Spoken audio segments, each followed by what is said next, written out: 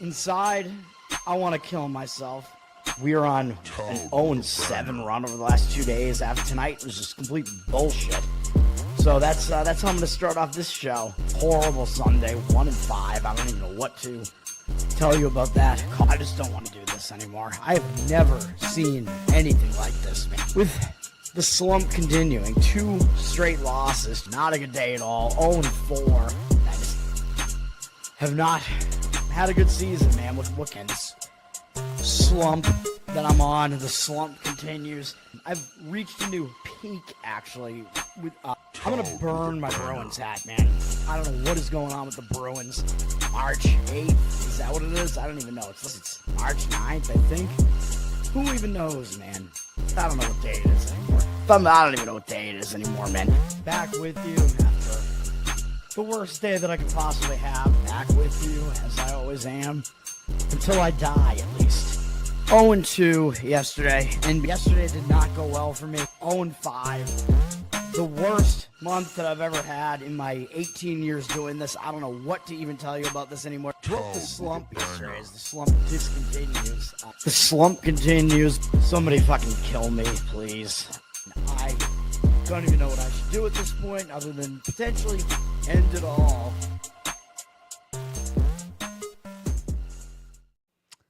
What's up, everybody? It's Toad back with you. Monday, right? July 7th. It's all a blur, man. I never know what day it is anymore. Thanks, everybody, for hanging out. Thanks for coming back to the show, dealing with my suicidal tendencies here. I don't know, man. Yesterday was 1-1 on the show. The Atlanta Braves, I gave out the early game there. They did not get it done. They couldn't score at all. They lost 2-1, I believe is what it was. Just absolutely brutal. I think they had runners. They left a lot of runners on base, man, at least late in the game when I had an eye on it. I was like, this is just bad, brutal.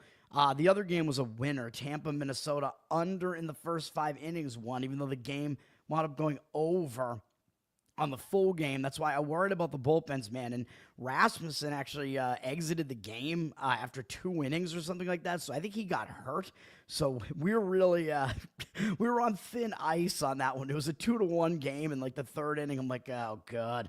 But it remained 2-1. So the under did hit in the first 5 innings, and it was even better because the full game went over, but the first 5 went under. So that one was a winner. I'm gonna give out 2 full game unders today on the shorter baseball slate here. I am a little bit concerned about the bullpens involved in those games, but full game under, well, I'll talk about it when I get to them, but I think in both cases, the starting pitching is strong enough that they can get us deep enough into the games that we hopefully don't have to deal with bullpens for that long, and I think the number is actually better on the full game. Let's get into it, man. I do have Wimbledon behind me right now. I don't know if this is live or not, but this is it's interesting because Djokovic is playing right now, and he just evened his match against De Minaur. I don't know who that guy is, but I guess he's Australian, so it's very interesting that Djokovic is playing against a guy from the country that banned him and basically prevented him from winning multiple extra Grand Slam tournaments, probably, with the whole vaccine thing. That's why I like Djokovic, man. He was like, nope, I'm not getting it, fuck you. And multiple countries banned him. I think the U.S. included, so he couldn't play in a bunch of Grand Slam tournaments. Now, unfortunately, that was like partially during his peak, and now he's kind of past his peak. So I get pissed off, man, because Djokovic, I like how he did that, and he should have more Grand Slam victories than he actually does. Although I don't really follow tennis, but like he's my guy because he did that. All right, anyway, and it's just interesting that he's facing an Australian here. Let's get to today, man. We'll talk about WNBA briefly first. There are 2 WNBA games today. Golden State at Atlanta. Atlanta is up from 6.5 to 7.5. They're a 7.5-point favorite here at home. Golden State has surprised a lot of people, as I believe they're an expansion team, but they actually have a winning record. They've been playing pretty competitively. They just lost to Minnesota, which is expected. I mean, Minnesota's really good. Second straight road game. Maybe not the easiest spot for Golden State here, which might explain why some of the money's coming on Atlanta. Atlanta's been at home for a while, and they're just remaining at home, so maybe a little bit of a better spot for them. But they are coming off kind of a big game against Seattle as well, so not recommending a play on this. And then Dallas, Phoenix. has some more interesting stuff going on where Phoenix is only a 5.5-point favorite, down from 9.5. And this is interesting, man, because Phoenix, this is a revenge spot for Phoenix, okay? They just lost at Dallas in their previous game, and Phoenix was an 11.5-point favorite in that game against Dallas. So now Phoenix is at home. How the hell are they a 5.5-point favorite now, right? Yeah, so it looks like there's line value on Phoenix, and yeah, there is, but obviously we have injury issues for Phoenix, and that's why the line has dropped so much. Phoenix is without two of their starters here, Copper and Sabali. I don't know how you pronounce her name, but they're both pretty key injuries for Phoenix. They're both starters, so they're both out in this game, though Dallas does have a couple injuries as well, but the Phoenix injuries are pretty crucial. So that is basically the reason why the line is way lower, but the line actually opened lower than what they were favored by on the road. So I still think there is value on Phoenix. It's a revenge spot. Again, Dallas still isn't really that good. Phoenix, probably a little bit pissed that they lost to Dallas last time. So I'd still be leaning towards laying the points with Phoenix in this one with the shorter price there. It's just they're in kind of a cluster injury situation now rather than an injured player theory, where in the injured player theory spot, you have like one star player out. The team, gets up for it and they play better a lot of times without that player in there because they know they have to play harder. You get like line value on it, which I think is still the case here. It's just a little bit more dicey when you have two key players out instead of one. But yes, I do think there is value on the Phoenix side in that game, but I'm not going to recommend it as a play. Major League Baseball, let's go. A little bit of a shorter slate here. Now, baseball on Monday, the first thing that I always do is I say, well, who played in the ESPN night game? Although actually last night there were two. St. Louis, Chicago was kind of the ESPN night game yesterday, the primetime game, I believe, although it might have been a little bit earlier, but neither of those teams are playing today, the Cubs and Cardinals, so we can kind of forget about that for today. Texas and San Diego played later, and then for some reason, and that was ESPN as well, and then for some reason, San Francisco and A's also had a late game, a very rare non-ESPN late night Sunday game. So all of that is something to be taken into account. We will talk about those teams when we get to it, although Texas and San Diego are both playing night games again tonight, so I don't think it's really going to have that much of an effect on those teams because basically they're just facing other teams that played fairly late yesterday as well. So, or actually, I guess Anaheim did play a little bit earlier, but well, we'll get to it when we get to it. First game up today, we have only evening games today. Tampa is at Detroit in the first game up. Detroit is returning home from a road trip, and they just swept Cleveland. They beat Washington, Cleveland on the road trip. Had to go into extra innings yesterday to beat Cleveland. Skubal pitched really well, but Detroit basically didn't score, and they're actually losing late in the game. I think they were down 1-0 in the 8th inning, tied it, and then they scored 6 runs in the 10th inning. Ghost runner still sucks, but man, Detroit unloaded on Cleveland in the extra innings there. Detroit didn't have to use that much of their bullpen because Skubal got them deep into the game. Another really good performance from him.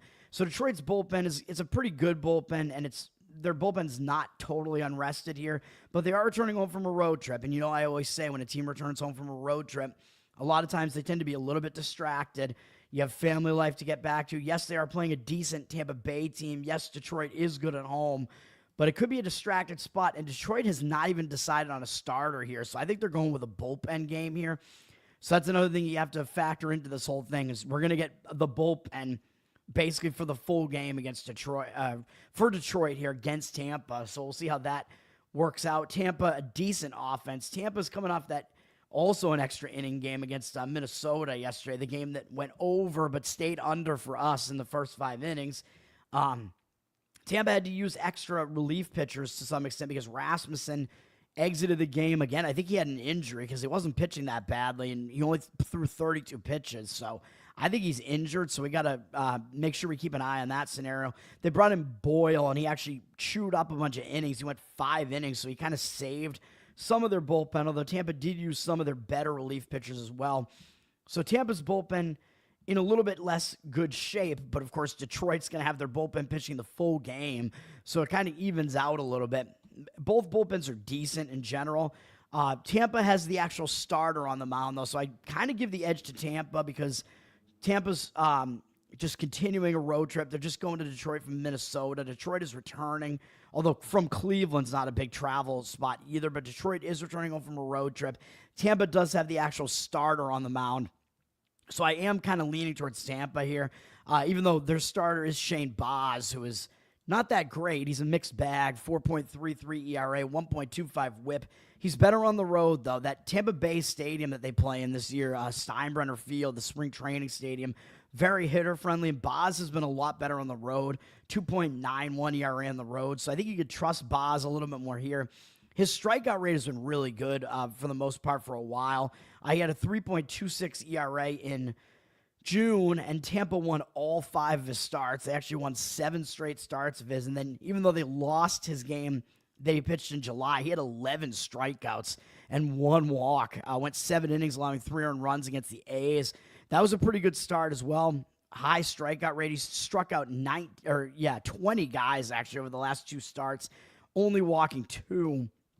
So his last 2 starts have been quite good, even though one was against KC, and we know they're not a good offense. The A's offense is okay, but Baz currently is in good form, and he is better on the road, so that's all helpful for Baz. His numbers against Detroit, small sample size, but pretty good numbers in 23 at-bats.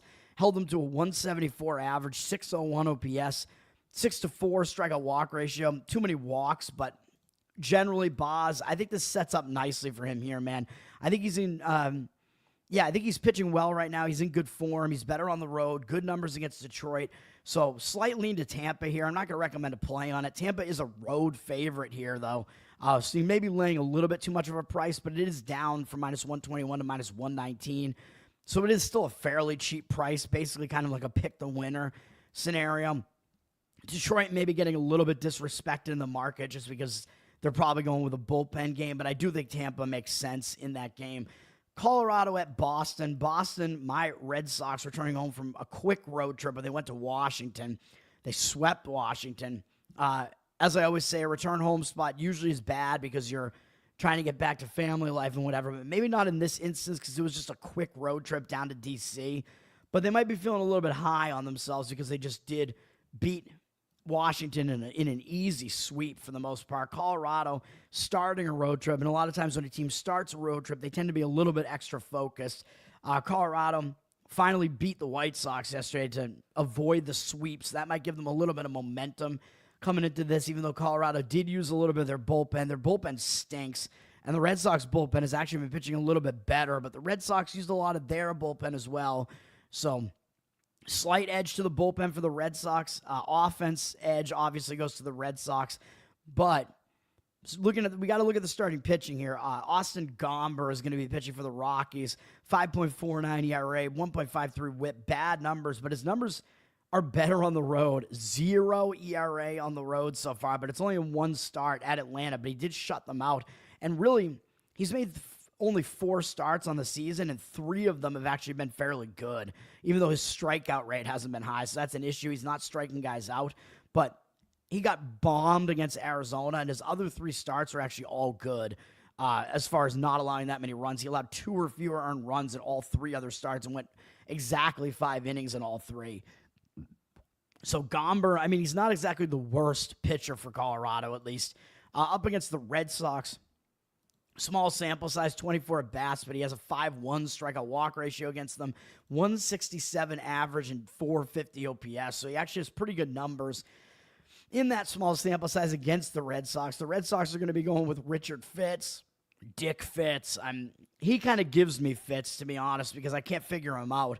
4.5 ERA, 1.25 whip. I mean, those numbers aren't that bad. He's still a young guy, but he's been pretty bad at home with an 8.1 ERA at home. I know it's all in a small sample size. He's only made a few starts at home this year. One of them really bad against Anaheim. He had a couple of really bad starts against Anaheim, and against all other teams, he actually hasn't really been that bad. He's coming off only going 3 innings against Cincinnati, though, so the Red Sox have kind of been limiting his pitches a little bit in some of these games. So we also don't know how deep is Dick going to go into this game, man? How deep will the Dick fit in this game? I don't know. It remains to be seen. We don't know. We'll see what happens, man. So it's really hard to predict this game. Up against Colorado, I think they actually have seen Fitz before. Oh, no, they haven't. I was going to say, I looked earlier and I was like, wait a minute, they've hit against him before? No, they haven't. So Fitz, one advantage that he does have at least is that he's unfamiliar to the Colorado hitters, and Colorado are not a good offense. So they at least have that going for them. The Red Sox are a huge favorite here, and I don't think you can do anything with the Red Sox returning home from a sweep on the road and with Fitz on the mound. I just don't think you could lay a price like this with the Red Sox, up from -200 to -215. They're very public. I think maybe the over is worth considering in this game. Fenway Park, a pretty hitter-friendly ballpark, even though I know Colorado's offense isn't good, but Fitz might not do well here. The Red Sox bullpen is kind of used up a little bit and might come into this game early. Colorado also might come into this game. Their bullpen might come into this game a little bit early as well. Although, again, Gomber does actually have fairly good numbers against the Red Sox. But 84% of tickets, 95% of the cash on the over. Books through the total out there at 9.5, and it's already juiced to the over. So that's a pretty high total. Books kind of telling you what you need to know with that number there. So maybe a look towards the over in that game. Miami at Cincinnati. The Reds are returning home from a road trip. So you got a lot of teams returning home from road trips, but I couldn't really come up with justification to actually give out a play fading any of these teams, although the Reds played the Red Sox and Philadelphia, so they're returning home off of a pretty big series against Philadelphia. Again, team returning home from a road trip, not the greatest spot. Cincinnati did use a lot of their bullpen yesterday, and it's not a great bullpen, but they're facing Miami, who is also not a good bullpen. Miami is starting a road trip, though, so they are in the better situational spot. They should be a little bit more focused starting a road trip here. And Miami did not use a lot of their bullpen yesterday. They actually only used Berrios, and that's it, out of their bullpen there. So Miami's bullpen is actually kind of in better shape coming into this. So there are some reasons to maybe look towards Miami here, with Cincinnati being in the bad spot. Junk is going to be pitching for Miami. I always call him a junk pitcher. He has some decent numbers on the season, 3.62 ERA, 1.13 whip. He's been bad on the road, 5.4 road ERA, and pitching at Great American Ballpark isn't going to be that easy because it's a hitter-friendly ballpark. Junk was coming out of the bullpen early in the year. He's been in the starting rotation for a while, and he actually hasn't been that terrible. He had a couple of bad starts that were kind of inexplicable against Pittsburgh and San Francisco. Bad offenses, but they did both come on the road, so that is something to keep in mind. Junk seems to be significantly better at home than on the road, so that is definitely something to worry about, even though he did have a good outing last time out against Minnesota. Not a good offense, but he went 6 innings, 2 runs allowed, 7 strikeouts, no walks. So he actually had a good outing there. He had a 17-1 strikeout walk ratio in June, despite having a 4.84 ERA, because he was just giving up a lot of hits, man. But again, 2 bad starts really skewed his numbers, but then again, they were starts on the road. So a lot of things to consider here. I'm probably leaning towards Junk not being that good in this game, though, because of his struggles on the road and this being a hitter-friendly park. Cincinnati basically has never seen him before, except Trevino was 1 for 2 off him with an RBI and a strikeout. So at least Junk does have kind of an unfamiliarity edge against Cincinnati. But he's up against Brady Singer, who is the more proven starter here. Although he hasn't been having a great season, his first season with Cincinnati, 4.36 ERA, 1.34 whip. Those numbers aren't that great. He's actually been a bit better at home, though, 4.04 ERA and a very low 196 batting average. So he's not allowed a lot of hits at home, although he's allowed 7 home runs. So that's kind of why the ERA is a bit higher. Very low opponent batting average at home, but a lot of home runs allowed. Singer, not really exactly in good form over his last couple of starts, although they were against the Yankees and the Red Sox. So a couple of difficult offenses to face, but he walked 5 guys in that span, although he did strike out 13, so he got a lot of strikeouts, but he was putting a lot of guys on base. He allowed 6 runs in 8 innings, which is not a good sign.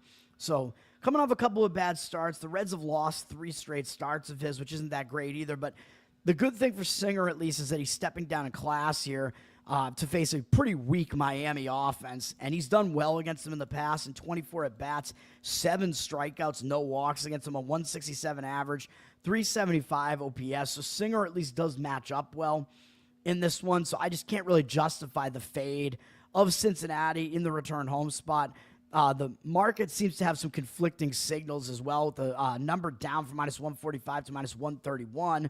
on the Reds, they're public slightly, 66% of tickets, but 69% of the cash. So even though the money line dropped on them, the cash percentage looks like it's on Cincinnati. So I don't know, man. I might still just have a slight lean to Miami just based on the situation, but I really can't justify it, even though they are getting an underdog price there. So that's a stay away.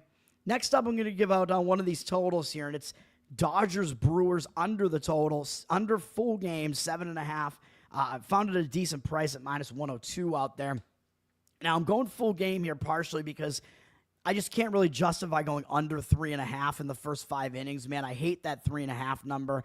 I always am looking to try to get 4 when I go first 5 innings because I don't like these bullpens, man. The Dodgers bullpen has actually really been struggling recently, and they're actually down in the bottom third of bullpens now. I was looking at the hitting, sorry. Right here, Dodgers are actually like the 7th worst bullpen now, ERA-wise, which is pretty bad. And Milwaukee's not that much better, although Milwaukee's actually been a little bit improved recently bullpen-wise. So I am worried a little bit about the bullpens. So I was kind of looking to exclude them here. Dodgers actually used a decent amount of their bullpen yesterday, but both teams kind of have some of their better relievers, I think, still available for the game today, even though actually I think Milwaukee did use a couple of their better relievers yesterday because they had a close win yesterday. But the reason why I'm going full game again is because of the number. I think the number in the first 5 innings is just a little bit short. And I think both starting pitchers are good enough. They can get us deep enough into this game that we don't have to deal with the bullpens for that many innings. So you kind of have to weigh all of those factors. So I know maybe we're weighing the starting pitching too heavily here, but if both starting pitchers can get us deep enough into this game, I think the full game under is what makes sense here. Milwaukee is also returning home from a road trip. So again, that's usually a bad spot for a team. So I think the Dodgers are actually in a positive situational spot here too. Milwaukee, again, returning home from a road trip is usually a distracted spot. You got to get back to family life.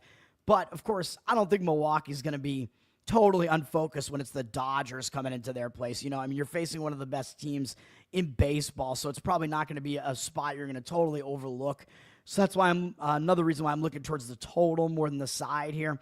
But the Dodgers, they're going to be pissed, man. They just got swept at home by Houston and really got bombed in the first game and really had a bad offensive showing, only scoring 6 runs in the entire series and just getting absolutely blasted for the most part, getting outscored in the series. What is that, 29-6? I mean, that's pretty bad. And starting a road trip, I think it's a positive spot for the Dodgers after having a bad series at home. You just get to forget about it. Don't listen to the media. Just go out on the road. Focus on baseball. So I think it is a positive spot for the Dodgers. So I am slightly leaning to the Dodgers side as well. But I like the total better, man. And Milwaukee, their offense has actually been worse at home than on the road. So I think that's going to help us with this under here as well. Milwaukee's offense being significantly worse, actually. They have weird home road splits where their offense is one of the best on the road, and it's very mediocre at home, even though they do generally have a good offense. And the fact that on a return home trip, usually the bats can get a little bit cold and kind of fall into that distraction spot. So I think that's all coming into play here. And they're going to have to go up against Yamamoto, who we know he's the best pitcher on the Dodgers, man. 2.51 ERA, 1.01 whip. He's actually been better on the road, too, with a 1.57 road ERA. And he's only allowed 2 of the 9 home runs he's allowed this year on the road. So Yamamoto has actually been better on the road. He's coming back isely from when he was injured earlier. I think he was injured for a bit earlier in the season. His last couple of outings have been quite good.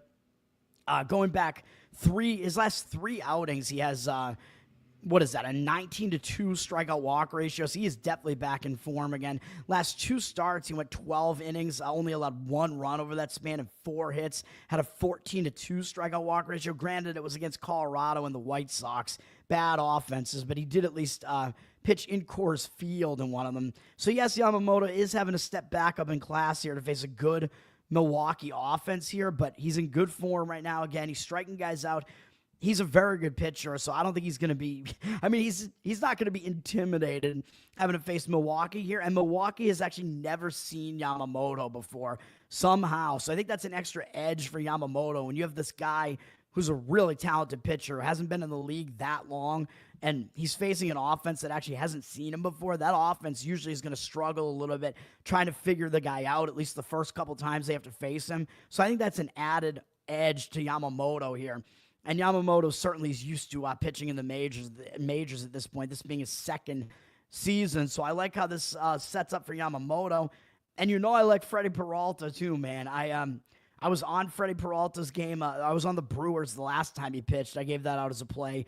And I'm going to go with Freddie Peralta to pitch well again here, even though I know he's facing a good Dodgers lineup. But the Dodgers offense has been struggling recently, man. So they're not in the greatest hitting form right now, and it's not going to be that easy to face Milwaukee's ace here. Peralta, 2.91 ERA, 1.09 whip. Good stuff. He's actually way better at home, too, so both pitchers have the edge with the home road splits as well. 1.76 home ERA for Peralta, so he's been better at home. He's pitching well recently as well. I'm going all the way back. Really going all the way back to the beginning of June. He had a 32-8 strikeout walk ratio in June, 3.21 ERA in June. Last start on the road at the Mets, which was the play I gave out on the show here. He went 6 innings, allowed only 2 runs, 6 strikeouts, 1 walk. So he's in really good form right now. Last 2 outings, he has 14 strikeouts, 1 walk over 11 innings pitched, allowing 9 hits and 5 earned runs. Isn't that great, but still, he's definitely in command of his pitches right now, man. He usually walks a few too many guys, but his walk numbers haven't been that bad recently. His strikeout rate is pretty high. Milwaukee's won 4 straight starts of his, but we're not going with Milwaukee to win this one. We're going with the under here. And Peralta up against the Dodgers. Yes, they've seen him before. He's been around for a while now, but his numbers against the Dodgers are good in 96 at-bats. He's held him to a 229 average, slightly high 698 OPS because too many walks, again, for Peralta. 17 strikeouts, 10 walks. He's given up 4 home runs, 1 to 4 different batters. But really the only concern with these numbers is the walk numbers. So, that's just something you got to deal with Peralta. But usually he's able to pitch through walking a few guys. So we're going to go under in this game, man. And hopefully the bullpens get used sparingly in this game. Hopefully the starters get us deep enough into this game, because I think when you're going with starters that are this good, you're really looking at these starters hopefully getting you like 6, maybe even 7 innings in this game. Hopefully we can, so the bullpens don't have to do that much of the heavy lifting here. So under full game is the recommendation in that one. And if we look at the market read on this, the totals drop from 8 to 7.5, although we do see 52% of tickets, 60% of cash on the over. I don't know if I buy that higher cash percentages on the over, man. I think the initial drop on the total, I think, is the accurate move there. And it's also, the public, you would have to think, is going to want overs in a Dodgers-Brewers game. They know both of these teams can hit, even though both these pitchers are good. You got to think the public is probably going to be on the over more than what this number would suggest here. So I kind of think it's even like a fade of public sentiment to go with an under in a game like this. So that's what I'm doing there. The money appears to also be coming in on the Dodgers as a road favorite here, even though they dropped a little bit from minus 145 to minus 126. 61% of tickets, 81% of the cash coming in on the Dodgers. Yes, I do agree the Dodgers are in the better spot, as I pointed out, but maybe laying a favorite price like this on the Dodgers just kind of doesn't make sense, because the Dodgers bullpen has been really bad. I think both starting pitchers can kind of duel each other in this game. Dodgers do have the better offense, but Milwaukee's offense is still fairly good as well. So I don't see the Dodgers having so much of an advantage. They should be that much of a favorite on the road either, even though Yamamoto, certainly good. So we're staying away from the side in that one. Total is the recommendation. David, what's up, man? Thanks for hanging out, man. Happy Monday to you as well. All right. Trying to get through this. That was a long explanation on that game. Pittsburgh at Kansas City. Another team returning home from a road trip. And Kansas City went out to the Pacific Coast. They went to Seattle and Arizona. And they actually had a decent road trip. They beat Arizona, at least, to finish the road trip off. Kansas City actually started scoring some runs in a couple of games, at least. Zach, what's up, man? Yeah, explosive offense. Yeah, that's right. Royals had one game where their offense really exploded. Their pitching kind of got them the job done shockingly. Lorenzen with a good start yesterday for the Royals. Now, the Royals are returning home from a road trip, and I keep saying a team returning home from a road trip, it's not a good spot. They tend to be a little bit distracted, and I don't think Pittsburgh is really a team that's going to draw Kansas City's full focus. So situationally, I think this is a bad spot for the Royals here. Royals certainly have the better bullpen, though, and the Royals did not use that much of their bullpen yesterday. So there is a pretty major bullpen advantage here for the Royals. Pittsburgh is having to come in from the Pacific Coast, so that's not necessarily easy either. Although Pittsburgh, this is bizarre, man. You almost never see something like this. Pittsburgh swept St. Louis and shut St. Louis out in the entire 3-game series. And then they got swept and got shut out in an entire series against Seattle. So it's just bizarre, man. I mean, Pittsburgh, they're not a good offense, but they should at least be able to score something, I would think, against Kansas City, even though Kansas City's pitching is pretty good. But I think Pittsburgh, coming off such an ugly series like this, is going to maybe have a little bit of extra focus coming into this game against KC. Although, yes, they are having to shift time zones here, but so is Kansas City. I mean, both teams are coming back from the Western U.S., so the travel spot is somewhat similar, although it's still worse, in my opinion, for Kansas City because they're returning home from a road trip. Looking at the starting pitching, Andrew Heaney is pitching for Pittsburgh. Been pretty mediocre, been kind of bad recently. 4.16 ERA now in the season. Those numbers are going up. 1.2 whip. He's been worse on the road, 5.79 road ERA, so he's definitely struggled on the road. Recently, he had 2 really bad starts against Detroit and Milwaukee, both on the road. Came back home and had a nice shutout performance against St. Louis with 7 strikeouts, 1 walk. I don't know if we're ready to say that Heaney is fully back, though, because in June, overall, he wasn't good. 5.57 ERA, a lot because those 2 starts really blew his ERA up. He had a 27-7 strikeout walk ratio over the month, which wasn't that bad. So we got to figure out, is Heaney actually returning to form here with that last outing that was actually pretty good, or is he going to continue to struggle? And yeah, he's been bad on the road, but then again, he's faced a lot of good offenses on the road, man. He had to go to Cincinnati, which not necessarily a great offense, but that ballpark is a hitter-friendly ballpark. He faced Philadelphia, Arizona, San Diego, Cubs, Detroit, and Milwaukee on the road. So his opponents that he's faced on the road actually haven't been that good. So have been good, excuse me. So he's faced a lot of good offenses on the road. So he is actually stepping down in class a little bit to face this pretty bad Kansas City offense, so maybe Heaney will actually do well in this particular game. 37 at-bats against Kansas City over his career. They've actually hit him well, though. 270 average, 900 OPS, 11-5 strikeout walk ratio. Kana has really hit him well, 7 for 22 with 2 home runs, 3 walks, 6 strikeouts. Only 4 of their hitters have actually seen him before, though.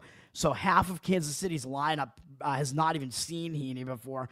So it's a mixed bag. The guys that have seen him have done well.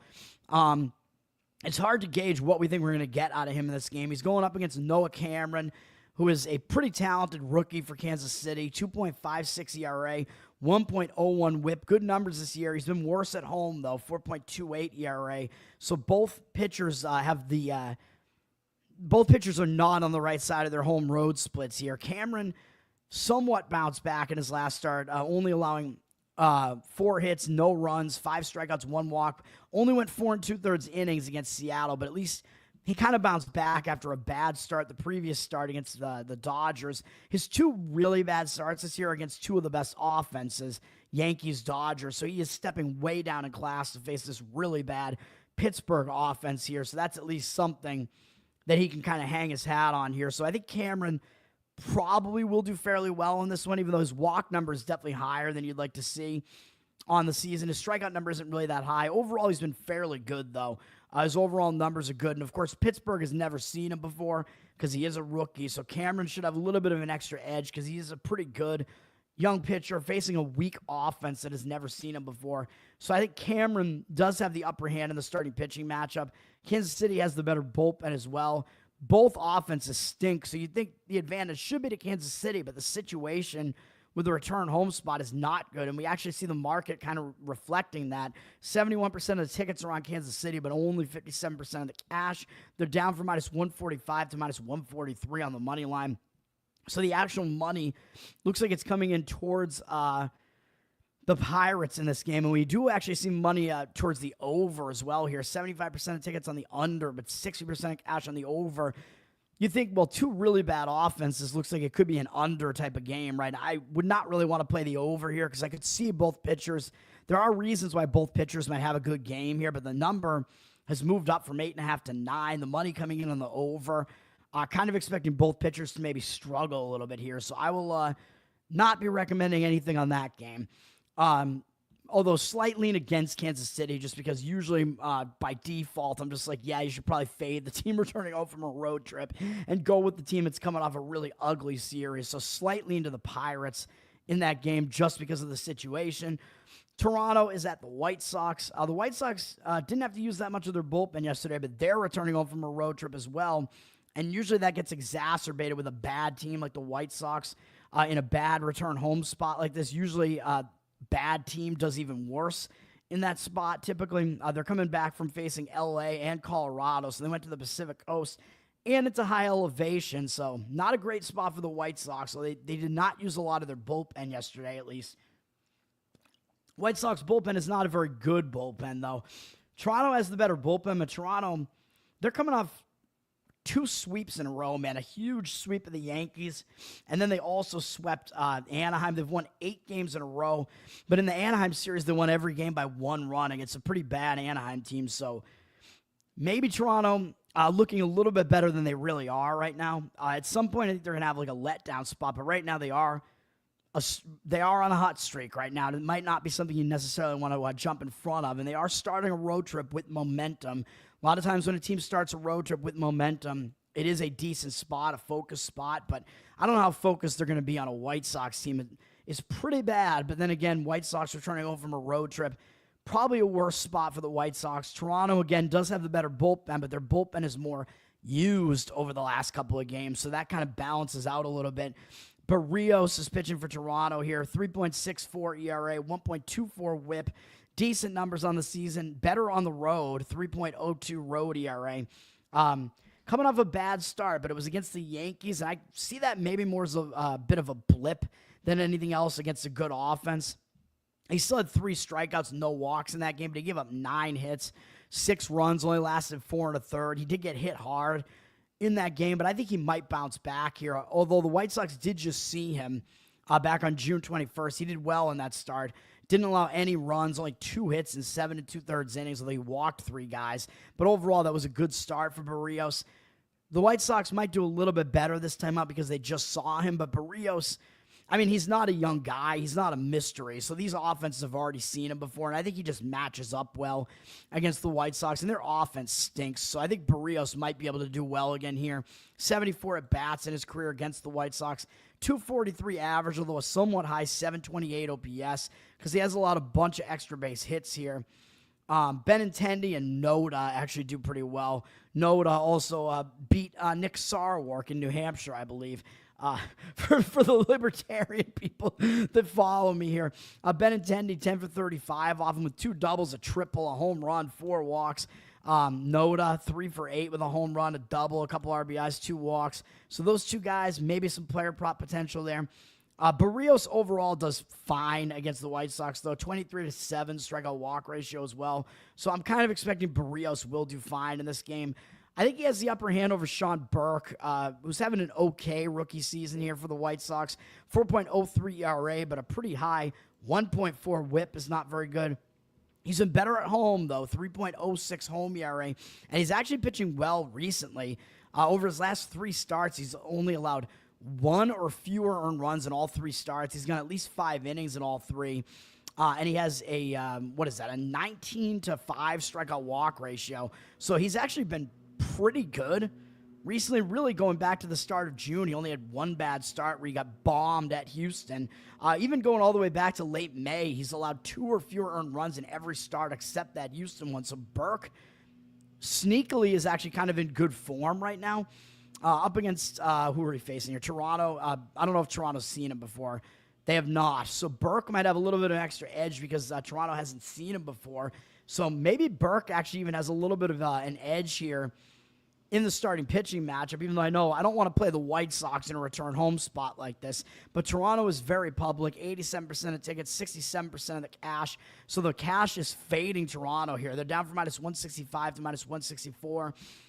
Yeah, I mean, I think in a matchup like this, you're probably laying too much of a price on Toronto. I mean, the stock is very high on Toronto right now because they've won 8 games in a row. They're leading the AL East. Everybody just saw them sweep the Yankees. But, yeah, I mean, Toronto's definitely playing well right now, but maybe they're not quite as good as their record looks, and I think maybe the price is a little bit too high on Toronto right now. But I'm not going to play the game at all. I mean, there's no way I'm going to play a bad White Sox team in a bad situational spot.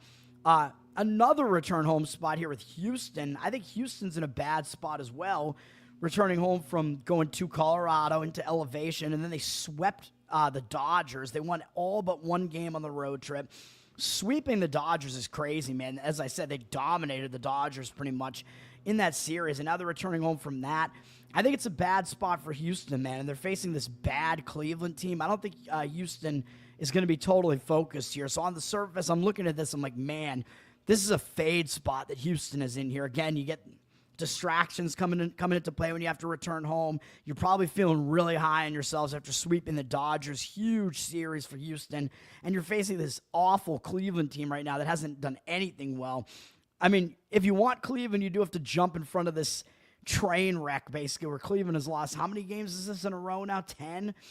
I think they've lost 10 games in a row.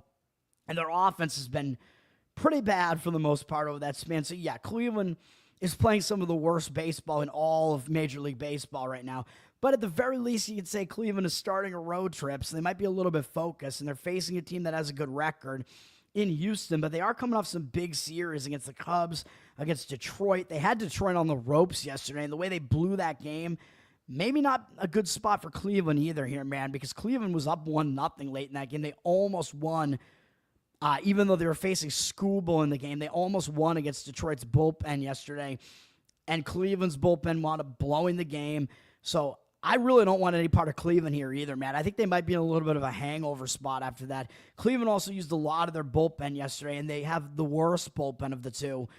So I don't trust Cleveland's bullpen at all.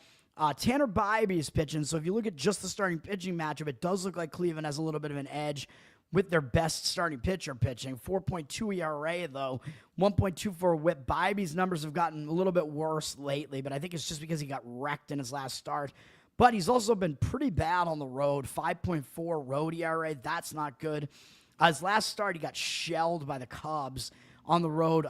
4 walks in the game as well. 5 earned runs in 4 innings. Almost threw 100 pitches. Was very inefficient. Struck out 5. He was pitching well prior to that, though. The Cubs are a good offense, so maybe you give him a little bit of a pass for that because he did have a 32-5 strikeout walk ratio and 3.98 ERA in the 5 previous starts in June. So maybe Bybee, again, maybe he bounces back a little bit because that was just maybe a blip against a really good offense. He's definitely he's stepping down in class a bit to face a Houston offense that's just okay, but his numbers are actually not good against Houston either. In 26 at-bats, they have a 346 average off him. Walker has a home run off him, and Walker's been pretty hot recently too. 909 OPS against him. So Bybee, not many strikeouts either. 3 strikeouts, although only 1 walk. But Bybee actually has not done that well against Houston, so I hesitate to want to back Bybee here, man, when he's coming off a bad start. His numbers against Houston aren't that good, even though I think he is generally better than Colton Gordon, who overall his numbers aren't very good. 4.37 ERA, 1.41 whip. His home road splits are basically the same, so nothing to really see there. Gordon coming off a bad start, but maybe that was a blip because it was at Coors Field. Although, granted, Colorado's offense is really not good. But he gave up 9 hits, 2 walks, in 4 2/3 innings. Was very inefficient with his pitches, only throwing almost 90 pitches. Did have 3 strikeouts, give up a home run, 4 earned runs. Bad start for Gordon, although maybe, again, you could say it was the environment. Coors Field, because he's only allowed more than 3 earned runs one other time. Houston still won that game. Houston has won, 7 of his 9 starts this season or something like that.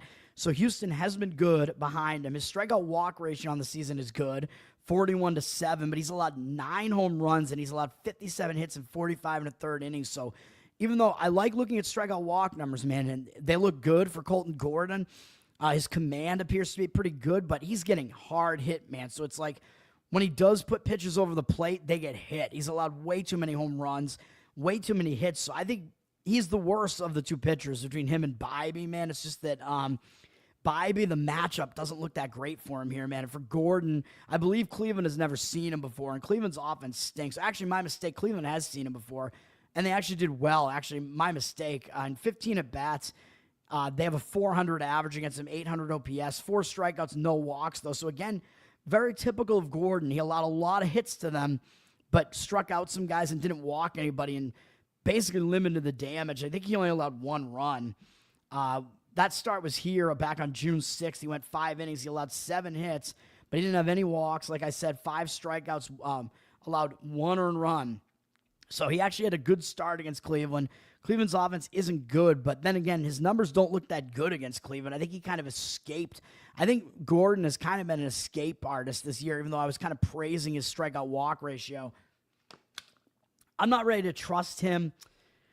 Man, I mean, I'm almost kind of thinking an over makes sense in this game, man, even though we see 57% of tickets and 82% of the cash on the under. The total's gone up a little bit from 7 to 7.5. To me, there's not a lot of room for error there with that total. So with Wnba not having a good start last time out, bad matchup numbers, Gordon really isn't that good either, and his matchup numbers don't look good. He had a bad start last time out as well, so I'm kind of thinking over might be worth a look in this game. And Cleveland's bullpen isn't that good, so you at least get that on your side if you do that. The number has also dropped big time on Houston, down from -180 to -130, 75% of the tickets, only 53% of the cash. So the public really wants to back Houston here, but the money is completely against it. But if you like Cleveland, you've lost a lot of value here, though. And if you do, I mean, I might go first 5 innings because Cleveland's bullpen is just so bad. You might just want to grab Cleveland money line first 5 innings. I don't hate the full game, though, either, just because I think the spot is that bad for Houston. It is a letdown spot, so I do still lean to the Cleveland side in that game as well. Andrew, what's up, man? Thanks for hanging out, everybody. All right.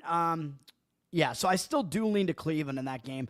Next up, Andrew, just in time, because I'm going to talk about your Anaheim Angels here, or your wife's Anaheim Angels, and I'm going to go under in this game as well, also at 7.5. Again, 7 is a key number in baseball, man. You want to get under... you want to get on the right side of the 7 because 7 is what breaks the 3-3 tie. And in this game, just like I said with the other under, I know we're dealing with one really bad bullpen in Anaheim. Texas' bullpen is better, and Texas' bullpen actually got some rest yesterday. They used like a long relief man yesterday for like 3 innings or something. Latz, I think, came into the game. So Texas' bullpen is good and in good shape right now. Anaheim's bullpen, of course, is terrible, but I think Anaheim at least...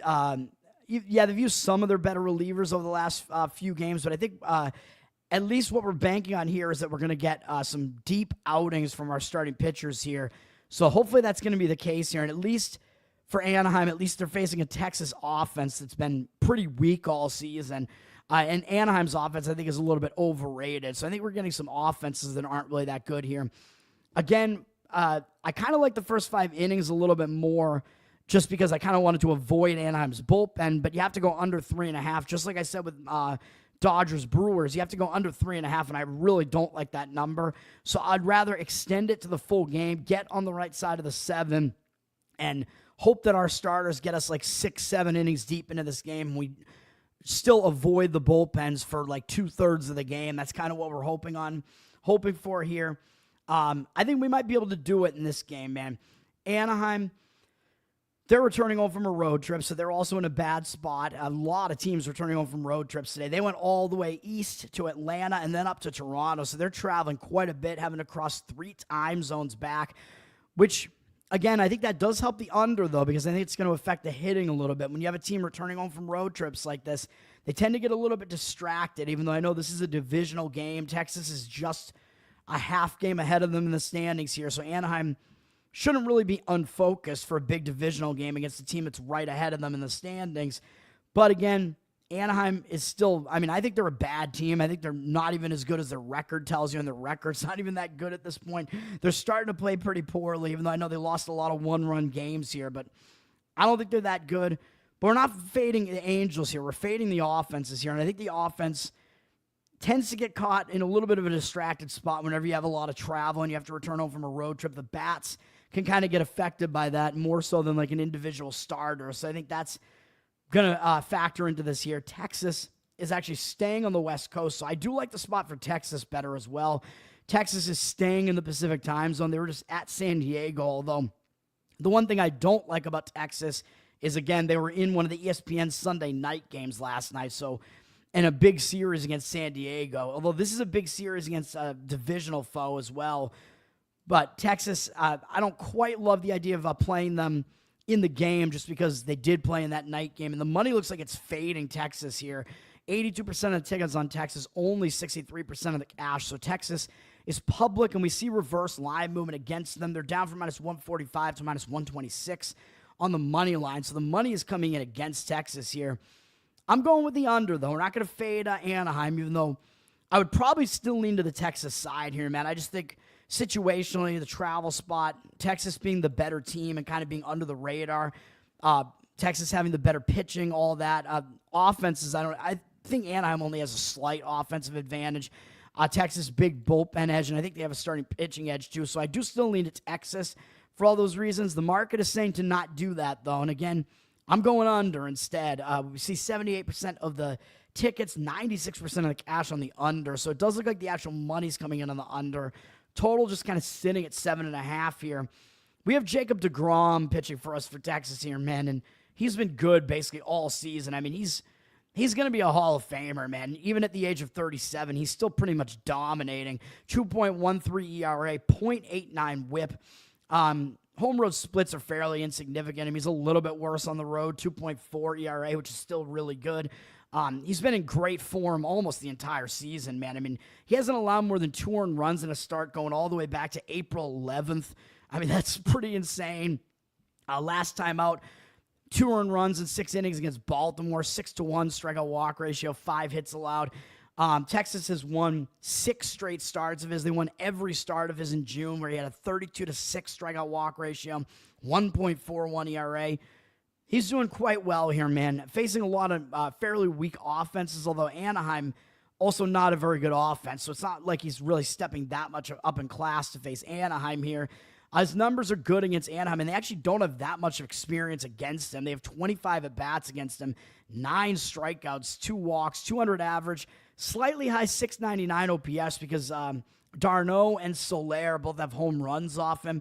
But other than that, I mean, deGrom, I mean, I see those home runs maybe a little bit fluky because both hitters are 2 for 8 off him. So I think overall deGrom does have good numbers against Anaheim, and I expect him to do well, obviously. I mean, he's been great all season.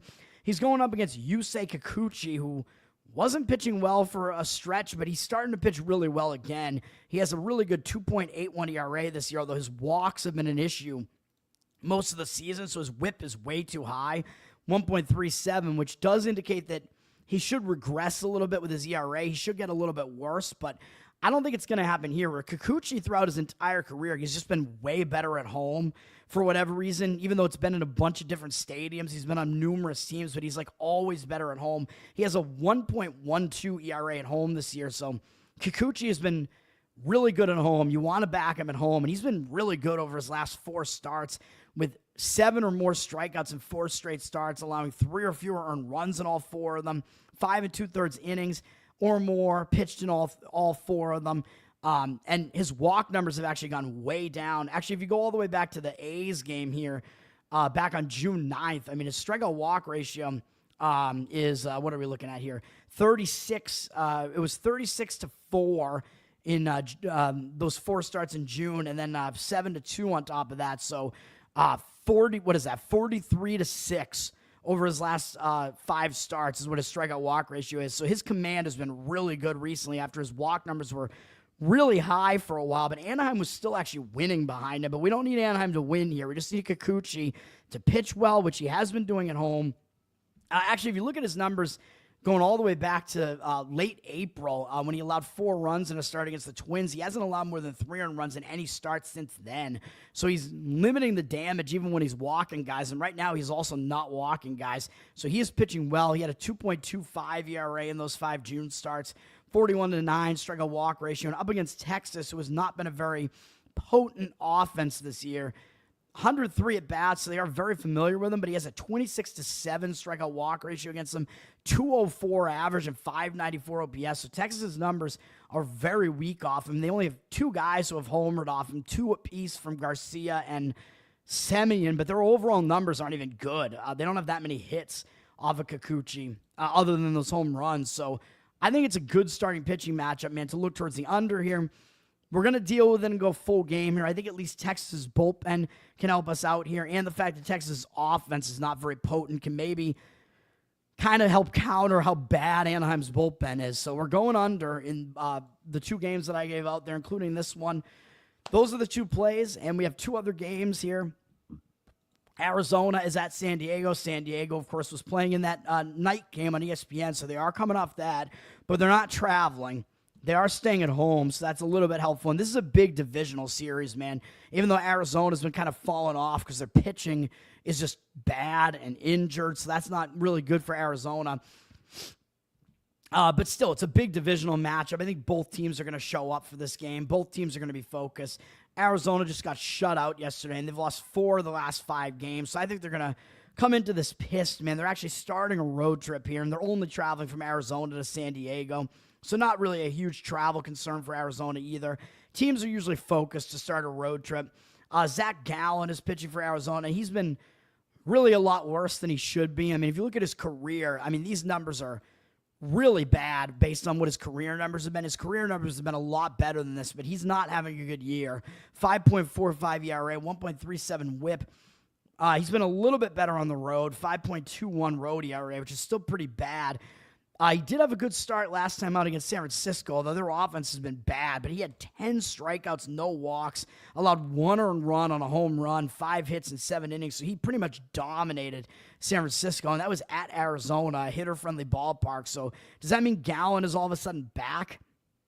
I don't really know, because he also threw 100 pitches, and you got to worry because he had not thrown 100 pitches in any game for a while, though he was getting into the 90s, but maybe he's going to regress a little bit after such a really good start there. He is facing a better offense this time against San Diego, and last time out, he faced San Diego recently, so San Diego's pretty familiar with him, and Gallen didn't do well in that game. Walked 4 guys in 6 1/3 innings, gave up 4 earned runs. Maybe should have given up more runs than that, although he did have 6 strikeouts, but 6 hits as well. He put 10 guys on base. Wasn't a good start for Gallen, so San Diego being recently familiar with him, it might not be a good situation for Gallen here, man. Against San Diego overall, his numbers are okay. They're very familiar with him, though. 137 at bats. He's held him to a 248 average, but a fairly high 760 OPS. They have 6 home runs off him. A 31-15 strikeout walk ratio is a lot of walks. So they are getting some hard hits and getting on base against Gallen throughout their careers. So maybe Gallen is not what you want to do here, not what you want to back here. San Diego has Yu Darvish pitching, and this is going to be interesting because Darvish is coming off the DL. He has not pitched yet this year. He's an aging veteran, man. Well, he's aged at this point. He's 38, but I mean, I don't know, man. Sometimes these Japanese pitchers, I mean, they could last for a while. They don't crack, man. He pitched last year for San Diego, and he actually was good in 16 starts. He only pitched about half the season because he's dealing with too many injuries, but he was good last year. 3.31 ERA, 1.07 whip. The year before that, he had a bad season, though. Full season for San Diego, and looked like he was kind of trailing off with a 4.56 ERA and 1.3 whip. He did have a bad season like that earlier in his career with the Cubs. So maybe it's kind of, I don't know, man. He has like kind of these outlier seasons where he's not as good, but generally he's been good throughout his career, so it's really tough to gauge what we're going to get out of Darvish, but he might also be on a pitch count, remember, as I always say with these guys that are coming back from injury, even though I know Darvish is, he's a veteran, he's used to coming back from injury and stuff like this, so he might be ready to go, but you really don't know if they're going to be on a pitch count. You don't know how long they're going to go into this game, so it's definitely a concern to try to back a pitcher like this that hasn't pitched all season. I looked at his minor league stats. He only made 1 AAA rehab appearance, and he threw 4 innings in the game. He allowed 2 runs, I believe, and I think he had like 4 strikeouts and 1 walk or no walk, something like that. So he was decent in that start, not like terrific in the start. So we really don't know what we're going to get out of Darvish here, man. Of course, I mean, he's not really a mystery to opposing offenses here. Of course, you know that who are we up against? Arizona. Arizona's certainly seen plenty of him before because he's been in the league for so long. They have 155 at-bats against him. They have a 258 average, not that high, but a fairly high 816 OPS against him. They have 52 strikeouts, a lot of strikeouts, 18 walks, decent amount of walks, 8 home runs. So they have had some hard hits against him. They've drawn some walks against him. Darvish, throughout his career, though, he's been a strikeout guy and a walk guy, and he's been really hard to hit. That's kind of been his thing, right? Like, he does put too many guys on base via the walk, but he's quite unhittable. But we'll see how unhittable he is at an age of 38, man. And the money, when I looked earlier, was coming in against San Diego here, and it still is. They're down from minus 140 to minus 117 here. 61% of tickets, only 50% of the cash. So the money is pretty strongly fading San Diego here in this spot. So it looks like the professionals don't like Darvish in this first game back, and maybe they think Darvish is going to be out of the game fairly early on. He'll be on a pitch count, and that's a problem because San Diego actually used a lot of their bullpen yesterday. So even though San Diego has a way better bullpen than Arizona does, the usage with San Diego's bullpen yesterday is a bit of a concern because they used like all of their best relief pitchers yesterday, and Arizona didn't really use as many of their relief pitchers, even though their bullpen stinks. Which also is kind of like, I'm kind of confused as to why the money's coming in on the under here with a total of 83% of tickets on the over. I mean, I'm obviously not surprised the public wants the over in a game like this, but 58% of the cash on the under kind of surprises me. The money's coming in on the under here, man. So the money is saying Arizona and under, although you think, if you like Arizona, you'd think that you would like the over more because it probably means Arizona's going to be using their offensive advantage in the game and getting some runs because that's really the edge they have is that their offense is the better offense. But maybe it's just, it's respect for Gallen, thinking he's going to return to form at some point, and maybe it's just thinking that Darvish is just a big-time question mark right now. Maybe that's what's going on there. But I don't really see an argument for the under, man, especially with the way the bullpen's set up here. One bad bullpen and one used bullpen. I think you could see some runs late in this game, so I would worry about an under. JC, what's up, man? Thanks for hanging out. And then we'll finish it off with Philadelphia at San Francisco. San Francisco played a late game last night, and technically they're returning home from a road trip, but they actually went to Chicago, then to Arizona, but they've already basically returned home, man. They've been in the Bay Area, so you got to think that this first game against the A's was almost like the return home spot, which might be part of the reason why they got bombed in that game. Because, they returned to basically the Bay Area, even though I know the A's are in Sacramento now, but they were probably close enough that maybe they made a little bit of a return back home, try to get some stuff done with home life there, but still, they are technically returning home this time, so it's a little bit of a distraction when you return home from a road trip. But they are facing Philadelphia, so it's not really a team you're going to overlook. I mean, Philadelphia has one of the best records in the National League, so you're probably not going to overlook Philadelphia. San Francisco did play the late game as well last night, so Philadelphia has a little bit of extra rest here, kind of, but Philadelphia also not really in a great spot because they had to fly across the country. They're flying out from Philadelphia, so they're crossing 3 time zones and now playing a late game. And a lot of times an East Coast team, when they have to play that first game out on the West Coast and it's a late game, it can mess with their biological clock. They're playing like basically at midnight their time, and it becomes a little bit of an issue. So neither team really is in that great of a spot here, in my opinion. But usually when you start a road trip, you tend to be a little bit more focused. That's Philadelphia here. Giants, technically returning home from a road trip here, maybe a little bit of a worse spot for the Giants here, and Philadelphia with a little bit of extra rest at least. So I am kind of leaning towards Philadelphia in this game. Philadelphia has the worst bullpen, though, so that's definitely something to keep in mind. Although San Francisco, I think, used a pretty good amount of their bullpen yesterday. Let me see. Did they? Maybe I'm wrong about that. Let me see.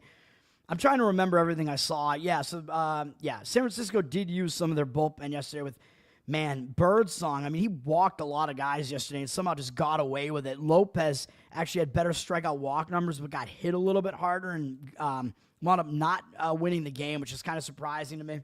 But yeah, San Francisco, they have the better bullpen than Philadelphia significantly, but Philadelphia didn't use any relief pitchers yesterday, man. Wheeler had a complete game for them yesterday. So Philadelphia's bullpen rest scenario is a lot better than San Francisco, who used a bunch of their relief pitchers yesterday. So I think the bullpens actually kind of even out a little bit.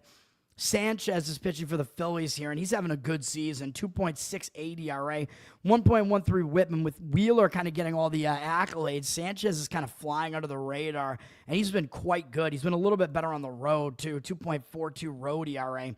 Now he's pitching in a pitcher-friendly park here, too. Sanchez has been excellent for a while, man. 1.85 ERA in 5 starts in June. His team has won 4 of his last 6 starts. He had a 33-6 strikeout walk ratio in June. Hasn't allowed more than 2 earned runs in any start going all the way back to late May. In his 1 start in July, 7-inning, 1-run outing against San Diego, 5 hits, 5 strikeouts, no walks. So he is definitely in good form right now. And he's basically stepping down in class to face a pretty bad San Francisco offense. And he's done well against them in the past. 51 at-bats against them, 14-4 strikeout walk ratio, 235 average allowed, and 644 OPS. So Sanchez has the good matchup numbers, and I think he is definitely the better pitcher against Landon Raup, who's kind of been all over the place. His ERA looks good, 3.48, but a 1.48 whip is terrible. I mean, you absolutely cannot put 1.5 guys on base per inning and continue to get away with it. Although he has been better at home, 1.85 home ERA. He has not really been in great form recently, again, because the walks have just been alarmingly high, man. Even though San Francisco, even though their offense has sucked, they've actually won 4 of his last 6 starts, and he's only allowed more than 2 earned runs twice in those last 6 starts, and he had 3 shutout performances. But I still don't trust him, man. In June, 3.20 ERA, yeah, that's good. 18-14 strikeout walk ratio, that's not good. And he's not really inducing that many ground balls either, so I don't know how he's getting away with it. I mean, part of it might just be because San Francisco's park is pretty pitcher-friendly, but man, I mean, that is a terrible strikeout walk ratio, and it continued in his last outing, 4 strikeouts, 4 walks. I don't think he's good, man. He's in bad form right now. I think his ERA is going to get higher, so I don't like it. The Phillies have seen him before. They have 21 at-bats against him, a 286 average, 899 OPS, 8-3 strikeout walk ratio, but Raup has not been good against Philly either. He actually pitched against them this year, way back in April, and he gave up 4 runs in 5 innings. Again, too many walks, 3 walks, 6 hits.